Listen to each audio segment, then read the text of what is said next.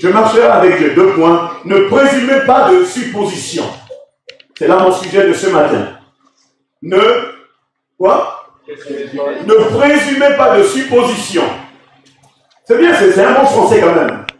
Si je pouvais agrammaticaliser ce sujet pour vous ce matin, ça pourrait nous aider à vraiment voir un sujet poignant dans la parole de Dieu. Voilà, nous allons voir quelques versets. Si je vous pose la question, qu'est-ce qui s'est passé au jour de la Pentecôte quand les gens ont entendu qu'il y avait la Pentecôte quelque part? Mais les gens qui n'étaient pas là, qu'est-ce qui s'est passé à eux? Ces personnes qui étaient loin d'eux, qu'est-ce qui s'est passé à eux? Ah, ils ont eu des suppositions. D'accord. Mais je sais que vous n'avez pas de suppositions.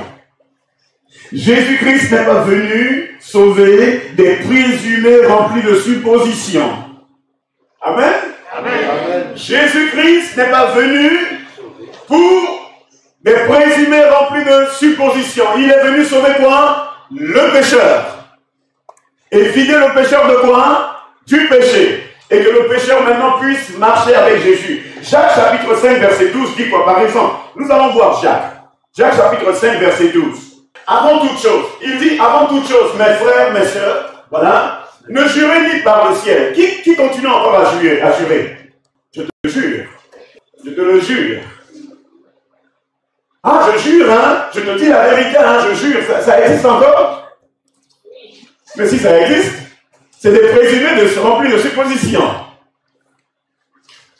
Avant toute chose, mes frères, ne jurez ni par le ciel, ni par la terre, ni par aucun autre serment, mais que votre oui soit oui et que votre non soit non. J'ai une question simple pour vous ce matin. Est-ce que le 1er janvier 2020, vous avez décidé de suivre le Seigneur de tout votre cœur, de toute votre âme et de tout votre esprit, et que vous avez dit, Seigneur, je le ferai jusqu'à 2021, et que tout d'un coup, au milieu du chemin, tu as commencé à changer ton oui en non, en oui, oui, en non, non, en oui. Est-ce que cela t'est arrivé? Si cela t'est arrivé, ce matin, j'aimerais te dire de la part de Dieu, tu es rempli de mentalités, de présumés, plein de suppositions. Et cela a besoin de délivrance. Comme mon oui depuis 2020, il est oui, je ne peux ni le changer, même si il neige, il fait quoi que ce soit. J'ai dit au 1er janvier, au 0 heure ou quoi que ce soit, Seigneur, je vais te suivre de tout mon cœur, de tout mon âme, et j'aimerai mon prochain comme moi-même. Si j'ai dit oui, ma question ce matin, qu'est-ce qui s'est passé que j'ai dit non? Amen. Il y a des gens qui décident de perdre le poids en 2020. Ils disent, mon objectif cette année, c'est de perdre du poids. Vous l'avez fait? Non. Voilà, on était juste remplis de présumés, de suppositions, plein comme ça. Et tu vois, on suppose les choses. Oh, cette année, vraiment, c'est mon objectif, je vais perdre du poids. Peut-être, tu as pensé perdre du poids, mais tu en as ramassé des points. Amen. Merci, si vous m'entendez là-bas, je pense que c'est bien. Mais qu'est-ce qui s'est passé? Tu étais pied, c'est-à-dire d'autres même ont dit, je vais courir au trot, je vais marcher 1 kilomètre par jour. Je vais le faire, vous allez voir. Oh, c'est écrit. Et il avait fait prier. Oh, j'ai mal à genoux. Non, j'ai mal à l'orteil. Surtout, je ne suis pas fait pour marcher. Vous savez vraiment mon corps. Et vous allez tout. C'est-à-dire, ne présumez pas de suppositions, si et seulement si tu sais que tu ne pourrais pas le faire.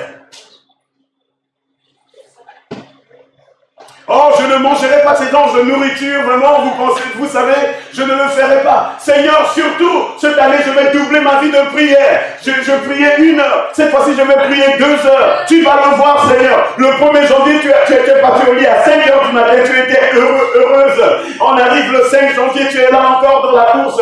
On arrive le 10 janvier, un souci arrive, quoi que ce soit, tu dis, non, Seigneur, tu sais, j'étais occupé, Seigneur, tu sais. Et tout d'un coup, on finit par avoir des suppositions sans même les accomplir. Au jour de la Pentecôte, l'onction de Dieu était puissante. Il y avait d'autres qui sont venus à la fête à Jérusalem. Et comme ils n'ont jamais vu des gens parler en langue, ils n'ont jamais entendu des choses extraordinaires se faire, ils n'ont jamais entendu des langues semblables à des langues de feu sur la tête des gens, quoi que ce soit. Ils étaient remplis de suspicion contre leur vie. Oh, ils sont ivres. N'as-tu jamais pensé que ton frère il est ivre et il n'est même pas ivre?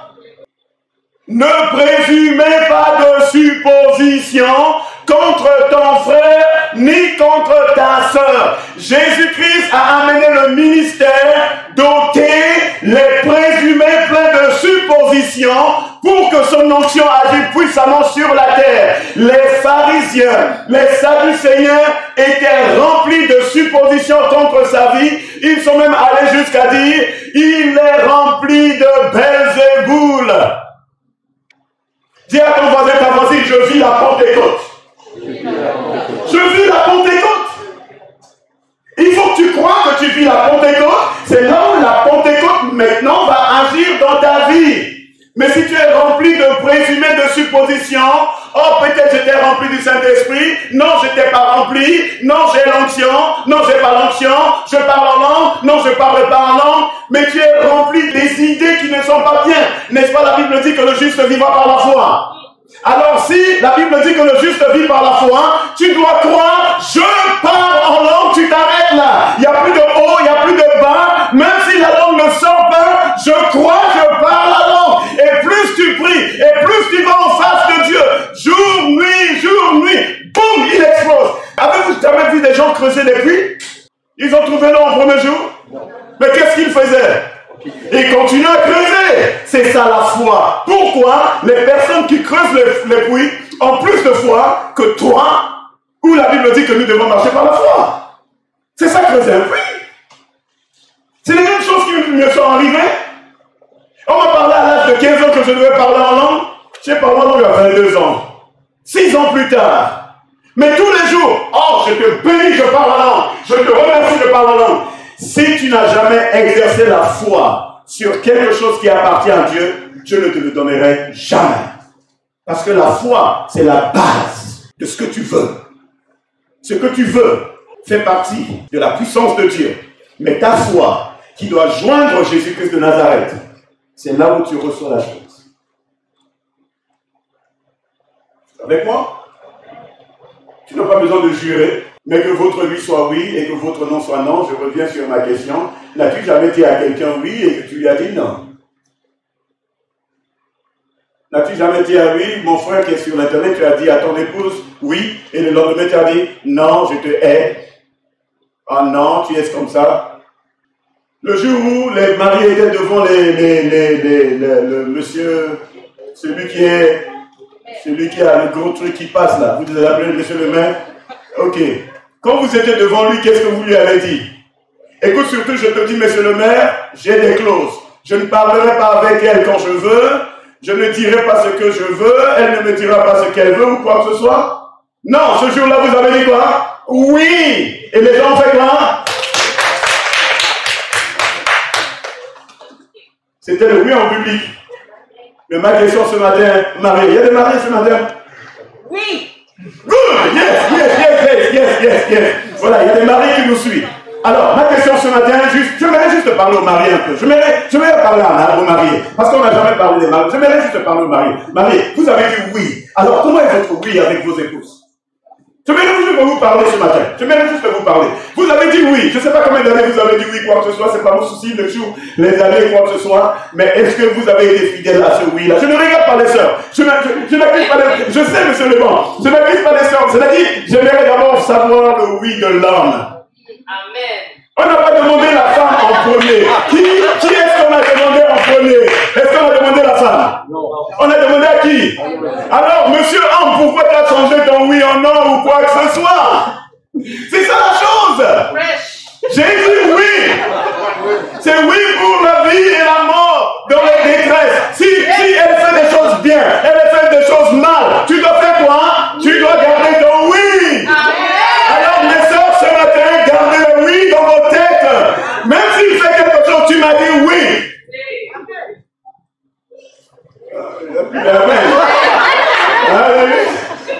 Non, mais soyons sincères, frères et sœurs. Que votre oui soit quoi?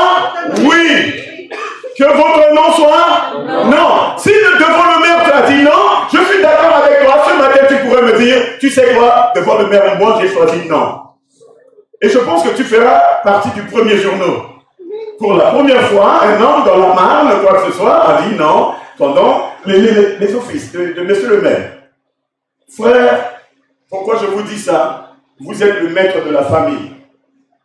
L'échange de votre oui et de votre non amène des suppositions sur votre vie. Et c'est ce qui fait que votre maison ne marche pas bien. Vous avez beau prier, vous avez beau faire quoi que ce soit, tu dois garder ce oui depuis le premier jusqu'à la fin. La Bible ne dit pas ici, oh que votre oui, que dans votre oui il y ait des hauts et des bas, que dans votre oui il y ait vraiment des soucis avec. Non, la Bible le dit, que votre oui soit oui. Et puis il met virgule, et que votre non soit non, afin que vous n'amenez pas votre maison sous des jugements. Pourquoi les enfants sont jugés? Pourquoi dans notre maison, parfois on veut prier? La vie, les choses changent. Vous vous posez la question, c'est le diable. Le Seigneur dit, mais reviens dans ma parole. Si ton oui est oui et que ton non soit non, les choses marcheront pour toi. On n'a pas besoin de chercher à gauche, à droite. Il y en a d'autres qui vont s'agenouiller. Je prie, je te cherche. Mais la Bible, il est là, c'est simple, c'est écrit. Que votre oui soit oui et que votre non soit non. Waouh! Ça va? Si tu as joué avec le oui, le diable va jouer avec la vie de tes enfants. Et j'aimerais juste ce matin que tu prends conscience. Ce n'est pas prier pour les enfants qui changera de situation, mais notre oui, il doit être à 100% pour que l'onction descende. C'est l'autorité qui a été établie par l'homme. On ne vote pas les maires? On vote les maires? Ah d'accord, vous avez, voilà, ils ont été élus. Alors, Dieu les a placés là pour te marier. Et tout d'un coup, quand tu t'es tourné, tu sais quoi? Je ne t'aime même pas. Tu sais quoi? Non, je suis fatigué, laisse-moi tranquille. Tu n'as pas dit ça devant le maire que tu es fatigué. Tu n'as pas dit devant le maire que, écoute, ça quoi que ce soit. Alors, enlevons tous nos présumés de suppositions et aimons et marchons avec Dieu. J'aimerais ce matin vraiment t'aider à quelque chose. Apocalypse chapitre 12, verset 10. Quelque chose de très puissant. Apocalypse 12, chapitre 10. Ça va nous aider. Et j'entendis dans le ciel une voix forte qui disait, maintenant le salut est arrivé, et la puissance et le règne de notre Dieu, et l'autorité de son Christ, car il a été précipité, l'accusateur de nos frères, celui qui nous accusait devant notre Dieu jour et nuit. Je crois que vous allez tous dire Amen. Parce que c'est ce que j'ai écrit. Et dit l'Église va sauter ce matin. Répète, premièrement, répète, tu vas voir. Premier point. Et j'entendis dans le ciel une voix forte qui disait... 2 points. Alors, vas-y. 1. Maintenant, le salut est... Voilà, normalement, salut est arrivé. Amen. Le salut est arrivé. Il y a des gens qui cherchent encore le salut. Le salut est arrivé. Oh non. J'entends des gens, je prie pour son salut. Je dis, mais il prie pourquoi? C'est arrivé, c'est arrivé. Tu pries pourquoi? Je prie pour le salut de ceci. Le Seigneur déjà, il a fait la chose, c'est arrivé. C'est juste maintenant rentrer dans la prière par la foi que l'action se fait. Deuxième. Et la puissance. Waouh, il y a la puissance qui est déjà là. 2, 3. Et le règne de notre Dieu et l'autorité de son Christ. Waouh, dis à ton voisin, waouh. Si ton oui est oui et que ton non est non, et que tu crois à ce verset, tu ne peux plus avoir des suppositions dans ta tête. Je pense que peut-être ma vie, je pense que moi, je pense que ceci, oh, tu penses pas de ça, vraiment ma vie est comment, moi je suis pécheur, oh, moi je suis ceci. Tu es en train d'avoir des suppositions que tu n'as pas besoin de l'avoir. Tu es en train d'avoir des questions que tu ne devais pas te questionner. Tu dois juste te dire le salut est arrivé. Je lis maintenant, j'ai la puissance. Je vois ici, Dieu règne. Et c'est fini. C'est ça la parole de Dieu. Parfois nous la lisons à l'envers. C'est arrivé. Même ton papa qui ne croit pas, ta maman qui ne croit pas, son salut est déjà là. Tu fais ta part, Dieu fera sa part. Oh, peut-être il va le faire. Oh non, peut-être c'est comme ça. Relis encore, relis encore, très bien.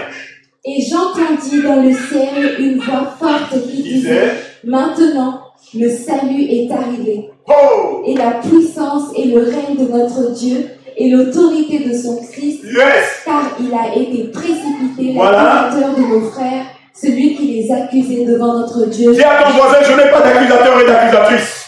Je n'ai pas d'accusateur et d'accusatrice. Je n'en ai pas. C'est tout. Quelqu'un vient de dire, tu sais, quelqu'un t'a accusé. Je n'ai pas d'accusateur, je n'en ai pas. Moi, dans la parole que je lis, je n'en ai pas. Je n'en ai pas. C'est pas merveilleux? Amen. Il m'a accusé. J'en ai fait mal. Il m'a blessé. Il m'a accusé. Non, je n'ai pas d'accusateur. C'est ça la foi. On te dit, on t'a accusé. La foi te dit, non, mon oui a été oui. C'est la parole de Dieu. Je reste là. Les gens qui ne connaissent pas la parole de Dieu, ils veulent t'accuser pour te faire sortir du chemin à laquelle Dieu a planifié pour toi. Reste sage et ne tombe pas dans leur piège. Si tu tombes dans leur piège, cela te prendra des années à sortir de leur piège. Même si cela arrive jusqu'à ton tympan, il faut savoir comment tamponner. Parce que tu ne cherches pas à le faire sortir de tes tympans. C'est juste quoi? Mon oui a été oui. Quoi que ce soit, tu cherches le mot ici, c'est ceci. Quel que soit ce que tu cherches à tatouer sur mon tympan, déjà, on ne peut pas tatouer sur le tympan. Vous le saviez? Mais pourquoi vous laissez des tatous sur votre tympan? On ne peut pas tatouer sur le tympan parce qu'il est trop fragile. Je prie ce matin que le Seigneur nettoie vos tympans et que vous lisez la parole de Dieu depuis quoi? Jour et nuit. Celui qui m'accusait jour et nuit a été précipité hors du ciel. Il est sur la terre. Jésus a dit dans sa prière sacerdotale, Père, je prie que tu ne le ôtes pas de ce monde, mais que tu fasses quoi? Préserve contre quoi? Contre l'accusateur des frères. Ils t'accuseront, mais Jésus a dit, je prie que tu sois préservé. Quand on dit ça, j'aimerais juste te donner ce point finir. C'est-à-dire quand on te dit ça, ce verset, j'aimerais que ce matin, prends des dispositions pour toi-même. Prends en charge la fonction et la responsabilité que Dieu t'a donnée dans la parole de Dieu. Je prie ce matin pour que tu puisses marcher avec ce verset. Tu dois avoir le caractère de ce verset. Tu dois avoir la qualité de la mentalité de ce verset. Et tu dois avoir, c'est-à-dire une vie particulière à ce verset. Et également, tu dois t'investir dans ce verset.